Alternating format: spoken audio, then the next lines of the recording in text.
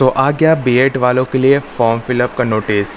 जी हाँ, जो झारखंड में बीएड करना चाहते हैं तो उनके लिए नोटिफिकेशन जारी कर दिया है। फॉर्म फिलअप कब से होगा, एग्ज़ाम होगा या नहीं, सब कुछ इसमें बता दिया गया है ना। और ये जो नोटिस था ये कल ही जारी किया गया था, कल का डेट में जारी किया गया था, बट कुछ लेट होने के कारण ये नोटिस आज का अपडेट दिखाया जा रहा है ना। तो देखिए यहाँ पर पूरा डिटेल में बताता हूँ। बीएड पाठ्यक्रम में शैक्षणिक सत्र जो 2021 से लेकर 2023 में जो पढ़ना चाहते हैं उनके लिए ये नामांकन के लिए नोटिस जारी किया गया है। ठीक है, तो इसमें एडमिशन लेने के लिए पहले आपको क्वालिफाइंग एग्जामिनेशन में प्राप्त अंक के आधार पर इसमें सिलेक्शन होगा। ठीक है, तो इसमें बोला है तदालक में परिषद द्वारा राज्य के मान्य प्राप्त बीएड संस्थान जो कि गवर्नमेंट या तो गवर्नमेंट एडेड या तो unaided self financed and private recognised BEd institution के बीएड पाठ्यक्रम में शैक्षणिक सत्र 2021-2023 में प्रवेश हेतु ऑनलाइन आवेदन आमंत्रित किया जाता है। ठीक है, और इसका जो कोर्स है ये 2 साल का कोर्स होता है। आरक्षण सीट जो है, आरक्षण सीटों के नामांकन अनुशंसा में झारखंड सरकार का अद्यतन आरक्षण नीति प्रभावी होगा। ठीक है, इस वर्ष की अर्हत परीक्षा में शामिल होने वाले अभ्यर्थी भी ऑनलाइन आवेदन कर सकते हैं, परंतु उन्हें पुनः लॉगिन कर अपना स्नातक परीक्षा का प्राप्तांक ऑनलाइन आवेदन की अंतिम तिथि दिनांक 27 तक दर्ज करते हुए अंक पत्र अपलोड करना अनिवार्य होगा, अन्यथा उन्हें राज्य मेधा सूची में शामिल नहीं किया जाएगा।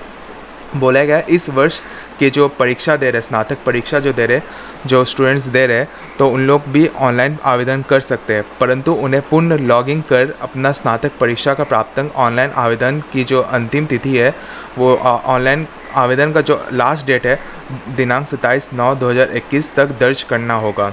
ठीक है, और पत्र अपलोड करना अनिवार्य होना बोला गया है। ठीक है, अब बात करते हैं इसका कुछ एलिजिबिलिटी क्राइटेरिया क्या क्या बोला है। कैंडिडेट विद एटलीस्ट 50% मार्क्स इधर इन बैचलर डिग्री और in master degree in science, social science, humanities, commerce, bachelors in engineering और technology with specialization in science and mathematics with 55% marks और any other qualification equivalent are eligible for consideration for admission to BEd course. जो student जो bachelor degree कर चुके हैं, master degree कर चुके हैं, तो वो लोग इसमें एडमिशन ले सकते हैं।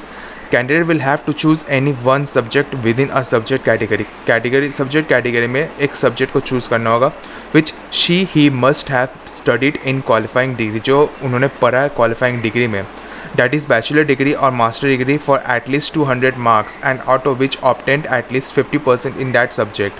The subject with henceforth will be referred to as teaching subject in B.Ed course. There is no restrictions in passing year to apply in B.Ed course. B.Ed course में passing year का कोई restrictions नहीं है।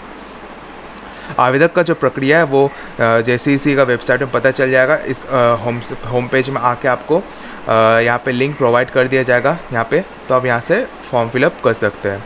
ठीक है, और form fill up का जो डेट है वो 7 तारीख से चालू होगा और 7 सितंबर से चालू होगा, और इसका जो लास्ट डेट है वो 27 को होगा। ठीक है, ऑनलाइन आवेदन करते समय वंचित विवरणी दर्ज कर रजिस्ट्रेशन करना होगा तथा स्कैन किया हुआ पासपोर्ट साइज का अपना रंगीन फोटोग्राफ जिसमें चेहरे के साथ साथ दोनों कान स्पष्ट रूप से दिखाई देना ज़रूरी है। ओके, और उसमें कुछ भी एडिटेड होना ज़रूरी नहीं है। हस्ताक्षर एवं बाएं हाथ के अंगूठी का निशान अपलोड करना होगा, मतलब लेफ्ट थंब इम्प्रेशन देना ज़रूरी है। पीडीएफ अपलोड सेक्शन में निम्न प्रमाण पत्रों को एक साथ पीडीएफ फॉर्मेट में स्कैन कर तैयार फाइल अपलोड करना होगा। अब इसमें क्या क्या बोला, अब इसमें ये भी बोला है कि पीडीएफ फॉर्मेट में सब कुछ जो बोला गया है डॉक्यूमेंट्स अपलोड करने के लिए वो सब आपको डालना होगा, वो भी पीडीएफ फॉर्मेट में। और वो क्या क्या डॉक्यूमेंट्स है इसमें जान लीजिए अच्छा से। जो मैट्रिक या तो 10वीं का अंक पत्र है एवं उत्तीर्ण प्रमाण पत्र, पहला ये हो गया। सेकेंड है स्नातक डिग्री का अंक पत्र हो गया। ठीक है, थर्ड है स्नातकोर डिग्री का अंक पत्र, मतलब स्नातकोर डिग्री के आधार पर आवेदन करने की जो स्थिति में। ठीक है, फोर्थ है एनसीसी या तो एनएनएस प्रमाण पत्र, यदि हो तो दे सकते, नहीं तो कोई ज़रूरत नहीं है। स्थानीय निवासी प्रमाण पत्र देना ज़रूरी है। आरक्षण का लाभ लेने हेतु जाति प्रमाण पत्र देना ज़रूरी है। आय और समाप्ति प्रमाण पत्र, जो कि आर्थिक रूप से कमज़ोर नागरिक जिसको ईडब्ल्यूएस बोलते हैं वो लोग भी भर सकते हैं, इसमें सर्टिफिकेट देना ज़रूरी है। जो दिव्यांग है वो लोग भी इसमें दे सकते हैं। ठीक है, आवेदन शुल्क जो है आप ऑनलाइन के माध्यम से पेमेंट कर सकते हैं। और मैं आपको बता दूँ, यूपीआई से पेमेंट मत कीजिए, क्योंकि अगर आप यूपीआई से पेमेंट करोगे तो पैसा फंसने का ज़्यादा चांसेस रहता है। क्योंकि मैंने इसमें देख चुका है, इससे पहले जो डिप्लोमा वालों का, बीटेक लैटरल एंट्री वालों का, आईटीआई वालों का जो फॉर्म फिलअप जो हुआ था, बहुत सारे स्टूडेंट्स यूपीआई के माध्यम से पेमेंट किए थे, जिसके कारण बहुत जन का पैसा फंस चुका, पेमेंट हो चुका, जानते हैं पेमेंट हो चुका, बट वहाँ पे पेमेंट पेंडिंग दिखा रहा है। तो मेरे तरफ से रिकमेंड है कि आप यूपीआई से पेमेंट ना करें तो अच्छा रहेगा, या तो आप डेबिट, सबसे बेटर यही रहेगा, आप डेबिट कार्ड के माध्यम से आप पेमेंट कर सकते हैं, ठीक है। अब फ़ीस के बारे में बात करें फॉर्म का, तो सामान्य और आर्थिक रूप से जो कमज़ोर है उनका 500 लगेगा। पिछड़ा जाति पार्ट 1 पार्ट 2 जो झारखंड राज्य के है वो 375 होगा। अनुसूचित जाति, अनुसूचित जनजाति, सभी कोटि के महिला झारखंड राज्य के, उनका 250 होगा, ठीक है। झारखंड राज्य के बाहर अनुसूचित जाति, अनुसूचित जनजाति, पिछड़ी जाति या तो पिछड़ी जाति पार्ट 2 एवं महिला अभ्यर्थी के सामान्य कोटि के लिए निर्धारित आवेदन शुल्क दिए होगा। आवेदन शुल्क अप्रत्यय मतलब नॉन रिफंडेबल है, ठीक है। परीक्षा शुल्क पर दिए बैंक चार्ज का भी भुगतान अभ्यर्थी को करना होगा। अब बात करते हैं मेधा सूची, जो ऑनलाइन आवेदन के समय अभ्यर्थी द्वारा दर्ज की गई स्नातक के प्राप्तांक प्रतिशत के आधार पर ही मेधा सूची बनेगा, ठीक है।